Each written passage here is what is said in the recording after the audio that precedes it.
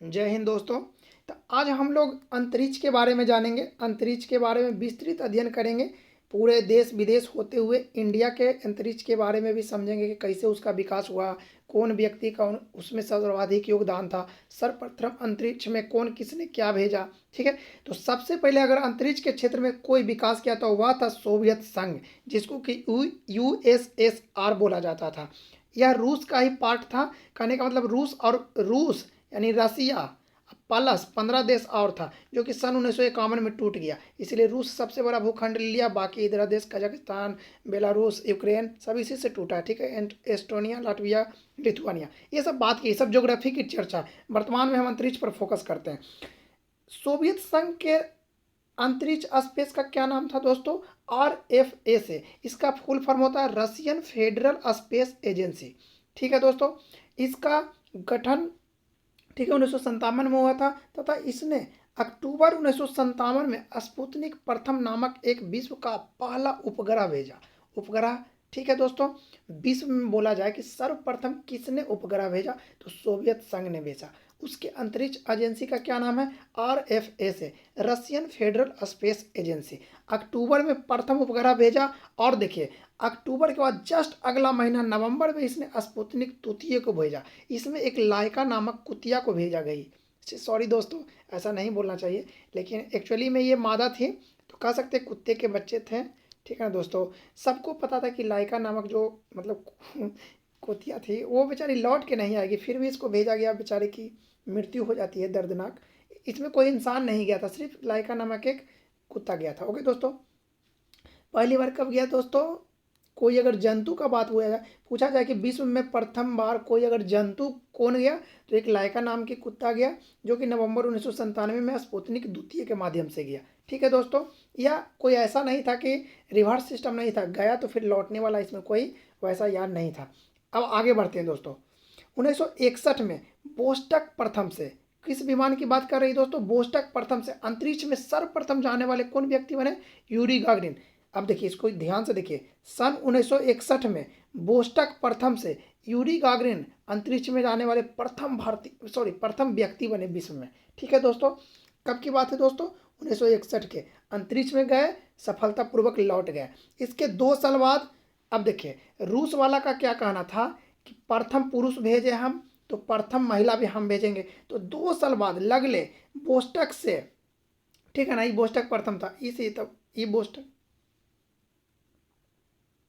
Sorry दोस्तों, ये जो बोस्टक है, यहाँ से वेलेंटीना तेरेस्कोवा नामक एक महिला को भी अंतरिक्ष में भेजा। कौन भेजा? सोवियत संघ। ओके दोस्तों, फिर देखिए 63 के बाद ये कुछ दिन थोड़ा सा आराम किया। उसके बाद सन 1971 में मंगल पर अपना मार्स यान भेजा।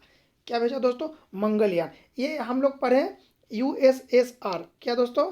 USSR के बारे में पढ़े हम लोग, यानी सोवियत संघ के बारे में। अब हम थोड़ा सा नासा के बारे में चर्चा करते हैं दोस्तों। नासा भी वर्तमान में आपको पता होगा सबसे बेहतर स्पेस एजेंसी है। ठीक है दोस्तों, तो देखिए, नासा जो है अमेरिका की स्पेस एजेंसी है। इसका full form national aeronautics and space administration होता है। इसका गठन 1958 में हुई थी। ओके दोस्तों, अब समझिए, 1958 में इसका गठन हुआ, और अगले ही साल 1969 में नासा ने एक जबरदस्त उपलब्धि हासिल किया, और इसने अपने अयान अपोलो से नील आर्मस्ट्रॉन्ग को, साथ और भी व्यक्ति थे, नील आर्मस्ट्रॉन्ग को चंद्रमा के मतलब सतह पर उतार दिया, चंद्रमा पर अपना पहला कदम रख दिया। दूसरे व्यक्ति इनके साथ जाने वाले कौन थे? एल्ड्रिन थे।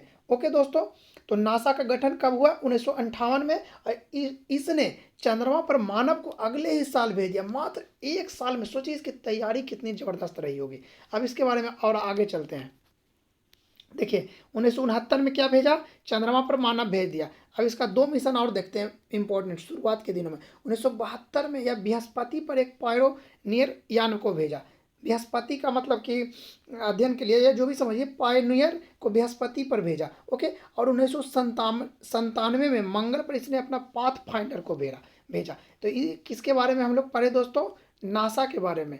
अब हम लोग समझेंगे अपना प्यारा सा देश भारत के बारे में, कि भारत के अंतरिक्ष स्पेस का, या फिर मतलब अंतरिक्ष एजेंसी का कैसे विकास हुआ। वर्तमान में देखिए कि भारत इतना मतलब कि विकास कर गया है कि आप सोच नहीं सकते हैं। चंद्रमा के दक्षिणी ध्रुव पर आज तक कोई भी व्यक्ति अपना यान सफलतापूर्वक नहीं उतार पाया था। भारत ने वह कारनामा किया और भारत की आज पूरे विश्व में चर्चा है। अमेरिका भी हैरान है, साथ ही साथ भारत को मतलब बोल रहा है कि हमारी सहायता कीजिए। ओके दोस्तों, तो सन 1969 की बात है, जिस दिन हम आज़ाद हुए थे उसी दिन की बात है। 15 अगस्त 1969 को इसरो की स्थापना होती है दोस्तों। इसरो का full form Indian space research organisation है। इसरो का मुख्यालय मुख्यालय मतलब कि उसका जो मेन कहने का मतलब जो सेंटर होता है तो उसी को बोलते हैं, बेंगलुरु में है दोस्तों। इसरो का मुख्यालय पूछ ले तो बेंगलुरु में है। बेंगलुरु कर्नाटक की राजधानी हुई दोस्तों। तो देखिए, वर्तमान में इसमें निर्देशक दिया हुआ है के सिवन, जो कि गलत है दोस्तों। ये पहले का पीडीएफ है। वर्तमान में एस सोमनाथ हैं, आपको पता ही होगा। चंद्रयान 3 गया कुछ दिन पहले, तो इसके निर्देशन कौन किए थे?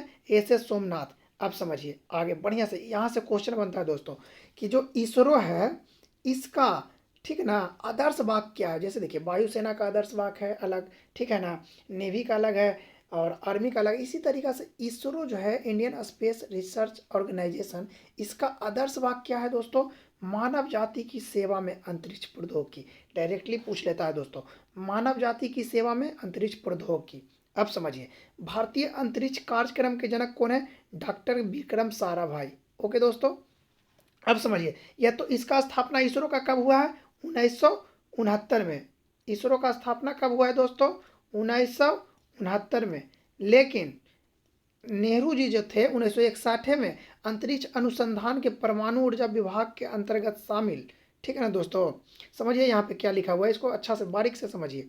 1961 में अंतरिक्ष अनुसंधान को कह रहा है परमाणु ऊर्जा विभाग के अंतर्गत शामिल कर लिए थे। जैसे समझिए, अंतरिक्ष अनुसंधान का गठन मतलब पूर्ण रूप से कब हुआ? 1969 में इसरो के नाम से। लेकिन इसको परमाणु ऊर्जा विभाग के अंतर्गत शामिल कब कर लिया गया था? 1961 में, जवाहरलाल नेहरू के समय में। धीरे धीरे इसका विकास हुआ और यह स्वतंत्र निकाय के रूप में कब से काम करने लगा? 1969 से। अब समझिए 1962 में क्या हुआ? 1962 में केरल में थुम्बा रॉकेट अनुसंधान केंद्र स्थापित हुआ था। आपको पता होना चाहिए कि थुम्बा रॉकेट केंद्र कहाँ है? केरल में है। ओके दोस्तों, इसका कब अनुसंधान केंद्र स्थापित हुआ था? 1962 में। अब समझिए, सन 1969 में परमाणु ऊर्जा विभाग से अंतरिक्ष कार्यक्रम अलग होकर क्या चीज़ बन गया? इसरो बन गया। जो कि हम आपको बताएं कि इसरो स्वतंत्र निकाय के रूप में कब आया अस्तित्व में? 1969 में। आप समझिए, यहाँ से एकदम विशेष इसरो के मिशन को बारे में समझेंगे। इसरो का पहला अंतरिक्ष केंद्र 1971 में सतीश धवन अंतरिक्ष केंद्र बना, जो कि कहाँ है? आंध्र प्रदेश के श्रीहरिकोटा में स्थित है। श्रीहरिकोटा आपको पता होना चाहिए दोस्तों, एक द्वीप पे है जो कि पुलिकट झील में है। ठीक है, नेल्लोर जिला में पड़ता है। द्वीप में याद रखें। श्रीहरिकोटा कहाँ है? अब समझिए, इस सतीश धवन अंतरिक्ष केंद्र क्या है, देखिए समझिए।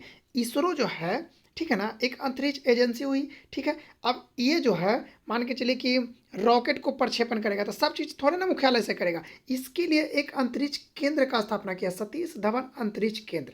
ठीक है, कब किया? 1971 में किया। इसरो का मतलब कार्य करने वाली इकाई कह सकते हैं। कहाँ किया दोस्तों? आंध्र प्रदेश के श्रीहरिकोटा में, नेल्लौर जिला में पड़ता है, पुलिकट झील में पड़ता है। पुलिकट झील जो कि तमिलनाडु और आंध्र प्रदेश के बीच में है। ओके दोस्तों, अब समझिए, 1969 में स्थापना किया और सन 1975 तक इतना डेवलप नहीं कर पाया था इसरो कि खुद से रॉकेट लॉन्च करे। इसने 19 अप्रैल 1975 को पहला उपग्रह अंतरिक्ष में भेजा। आर्यभट्ट उसका नाम था। क्या नाम था दोस्तों? आर्यभट्ट। परंतु यूएसएसआर की सहायता से भेजा दोस्तों, ये नहीं कि स्वतंत्र रूप से भेजा, यूएसएसआर की सहायता से भेजा। आरएफएस पता है ना, रशियन वाला जो सोवियत संघ का जो मतलब कि था, उसके सहायता से भेजा। ठीक है, सोवियत संघ की सहायता से कॉस्मोस 3H द्वारा। अब समझिए, कॉस्मोस क्या था? तो ये रॉकेट था दोस्तों। ठीक है, लॉन्चर था। ठीक है, कॉस्मोस 3H द्वारा कास्पुतिन यान से, यान लिखा गया कास्पुतिन से। ओके दोस्तों, अब समझिए आगे, मतलब इसरो खुद से नहीं भेजा था, यूएसएसआर की सहायता से भेजा था, उसके रॉकेट से भेजा था। ठीक है दोस्तों, उस समय आपको यकीन नहीं होगा, साइकिल पर, ठीक है ना, साइकिल पर और बैलगाड़ी पर करके, ठीक है ना, भारत का जो आर्यभट्ट बनाया था इसको ले गया था दोस्तों। बहुत उस समय भारत की स्थिति खराब थी, लेकिन धीरे धीरे तो भारत इतना डेवलप किया कि एक समय स्पेस एक्स का रिकॉर्ड तोड़ दिया था एक बार में उपग्रह ले जाने में। अब आगे समझते हैं। 7 जून सन 1979 को, यानी 1980 से एक साल पहले, सतीश धवन अंतरिक्ष केंद्र, जो कि कहाँ था, श्रीहरिकोटा में, इसने भास्कर नामक एक नए उपग्रह को छोड़ा इंटर कॉस्मोस प्रक्षेपण यान से। यह भी क्या किया, मतलब कि उसकी सहायता से भेजा। ठीक है, अब समझिए। 1980 में रोहिणी नामक भारत का प्रथम देश से निर्मित कृत्रिम उपग्रह, ठीक है ना, भेजा। 1980 में रोहिणी भारत का प्रथम देश निर्मित अगर कृत्रिम उपग्रह पूछे तो कौन था, रोहिणी। कृत्रिम उपग्रह क्यों कहा जाता है दोस्तों, क्योंकि प्राकृतिक उपग्रह चंद्रमा है, ठीक है, ये सब कृत्रिम उपग्रह है। ठीक है दोस्तों, बाकी जो पहले भेजा गया था भास्कर और आर्यभट्ट यूएसएसआर की सहायता से, लेकिन भारत में निर्मित प्रथम कृत्रिम उपग्रह रोहिणी को सैटेलाइट के माध्यम से छोड़ा गया, ये भारत निर्मित था। ठीक है, यानी कह सकते हैं स्वदेशी। ठीक है, अब समझिए। 1981 में देखिए एप्पल को, मतलब कि इसने, मतलब कि अस्तित्व में लाया। उसका क्या होता है, ए से एरियन, पी से पैलिंजर, पी से पैलोड, एल से लोड, ई से एक्सपेरिमेंट। ठीक है, ई क्या था, प्रक्षेपण यान, एरियन 1। ठीक है ना, प्रक्षेपण एरियल एक, एप्पल एक प्रकार का क्या था, एक प्रकार का उपग्रह कह सकते हैं, उपग्रह था। प्रक्षेपण यान एरियन 1 से, ठीक है ना, गुआना अंतरिक्ष केंद्र। गुआना आपको पता होना चाहिए कि साउथ अमेरिका, यानी दक्षिण अमेरिका के जो देश है, आपको पता होना चाहिए, गुआना, फ्रेंच गुआना, सूरीनाम, ये सब है। ठीक है ना, तो गुआना अंतरिक्ष केंद्र से भारत का पहला संचार उपग्रह छोड़ा गया। अगर आपसे पूछ लिया जाए कि भारत का पहला संचार उपग्रह कौन था, तो एप्पल था। ये किसकी सहायता से छोड़ा गया था दोस्तों, तो देखिए फ्रांस का गुआना पर अंतरिक्ष केंद्र पर, गुआना अंतरिक्ष केंद्र पर किसका नियंत्रण है दोस्तों, फ्रांस का। ठीक है, तो समझिए फ्रांस का है, तो उसकी सहायता से एरियन 1 नामक रॉकेट से, प्रक्षेपण यान से एप्पल को छोड़ा गया। एप्पल क्या था, भारत का प्रथम संचार उपग्रह था। ये भी दूसरे देश की सहायता से छोड़ा गया। ठीक है दोस्तों, अब समझिए। 1982 में INSAT यानी इनसैट IA SLV द्वारा प्रक्षेपित किया गया। 6 मार्च तक ये क्या किया, बढ़िया से कार्य किया दोस्तों। अब समझिए, 1982 की बात है। इनसैट IA SLV यानी शॉर्ट लॉन्चिकल व्हीकल, ठीक है ना, सैटेलाइट लॉन्चिकल व्हीकल द्वारा प्रक्षेपित किया गया। 6 माह तक कार्य किया, उसके बाद ही कार्य करना बंद कर दिया। इसके जस्ट एक साल बाद 1983 में जब भारत वर्ल्ड कप जीता था कपिल देव के निगरानी में, याद ही होगा दोस्तों, ये चीज़ भूलने वाला है। 1983 में इनसेट आई भी छोड़ा गया ASLV के माध्यम से। ठीक है, अब समझिए, आगे समझिए। 2 अप्रैल 1984 को VSSR के सहयोग से, सॉरी USSR के सहयोग से सोएज 3-2 द्वारा, ठीक ना, ये क्या है, प्रक्षेपण यान है दोस्तों, द्वारा अंतरिक्ष में प्रथम भारतीय राकेश शर्मा को भेजा गया। देखिए भारतीय राकेश शर्मा, ठीक ना, थे, भारतीय थे राकेश शर्मा, और ये इंदिरा गांधी के शासनकाल में अंतरिक्ष में इन्हें जाने का मौका मिला। किसके सहायता से मिला, USSR की सहायता से।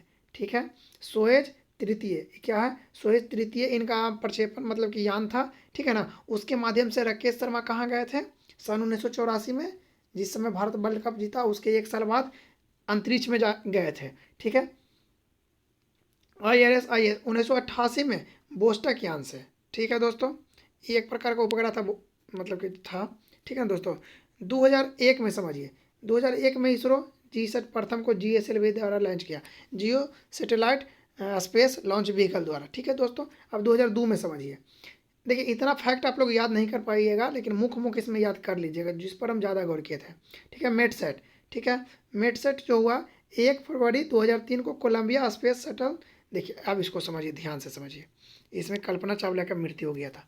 अब समझिए, सन 2000 की बात है दोस्तों। ठीक है ना, कब की बात है, 1 फरवरी 2000, तो 1 फरवरी 2003 को कोलंबिया स्पेस शटल, ठीक है ना, उस शटल का क्या नाम था दोस्तों, कोलंबिया स्पेस शटल, ये दुर्घटनाग्रस्त हो गया था दोस्तों। ठीक है ना, ये किसका था, नासा का था दोस्तों, इसको याद रखिएगा, नासा का था। ये नासा वाला जो था भारतीय मूल की एक वैज्ञानिक थी, साउथ की थी, शायद तमिलनाडु या केरल की, कल्पना चावला, वो भी गई थी कोलंबिया स्पेस शटल से। ठीक है ना, ठीक है दोस्तों, और उनकी दुर्घटनाग्रस्त होने से कल्पना चावला की मृत्यु हो गई थी, और उसके सम्मान में कल्पना वन नाम से क्या किया गया, ठीक है ना, मतलब कि एक स्थापना किया गया, METSAT, मिटसेट। ओके दोस्तों, अब समझिए 2004 में GSLV द्वारा EDUSAT को छोड़ा गया। अब देखिए ये सब क्या है, ये सब भारत का विकास है, ठीक है। 2004 में छोड़ा गया GSLV द्वारा EDUSAT, 2005 में PSLV द्वारा कार्टोसैट, ठीक है ना। ये मानचित्र से रिलेटेड था। EDUSAT मतलब नहीं समझे, एजुकेशन, ठीक ना। देखिए सेटेलाइट मैंने A मैंने सेटेलाइट, EDU मतलब एजुकेशन, यानी कि एजुकेशन से, यानी क्या कह सकते हैं, एजुकेशन मतलब शिक्षा से संबंधित था। एक कार्टोसैट हो गया, कार्टो यानी कि एक तरह से मानचित्र हो गया, ठीक है। ये 2005 में छोड़ा गया। फिर 22 अक्टूबर 2008 में PSLV मतलब 2 द्वारा सतीश धवन अंतरिक्ष केंद्र से 552 kg का चंद्रयान 1 को लॉन्च किया गया था। अब देखिए यहाँ से क्वेश्चन बहुत इंपॉर्टेंट बनता है। चंद्रयान 3 हम लोग छोड़ दिए हैं दोस्तों, ठीक है। तो चंद्रयान 2 छोड़े, सफल रहा। चंद्रयान 2 भी सफल रहा, लेकिन दक्षिणी ध्रुव पर लैंडिंग नहीं कर पाया गया, तो लास्ट समय में असफल हुआ। फिर भी उसका जो मतलब कि था ऑर्बिट में वो चक्कर लगा रहा था, और कहीं ना कहीं आधा सफल था। फिर चंद्रयान 3 पूरी तरीक़ा से सफल था। फर्स्ट चंद्रयान फर्स्ट को कब छोड़ा गया था दोस्तों? 22 अक्टूबर 2008 को। सेकंड कब छोड़ा गया था दोस्तों? जुलाई 2019 को। थर्ड कब छोड़ा गया दोस्तों? 2023 की कहानी आप लोग को पता ही होगा। ओके दोस्तों, तो इतना तक हम लोग देख लिए। आशा करते हैं आप लोग इसको सीखे होंगे और बढ़िया से इसको रिवीजन कीजिएगा, ठीक है दोस्तों। बार बार देख के आप इसको PDF ही वाला भेज देंगे दोस्तों, आप लोग पढ़िएगा। किसी तरीका का कोई दिक्कत हो ज़रूर हमें बताइएगा कमेंट बॉक्स में। थैंक यू दोस्तों, जय हिंद, जय भारत।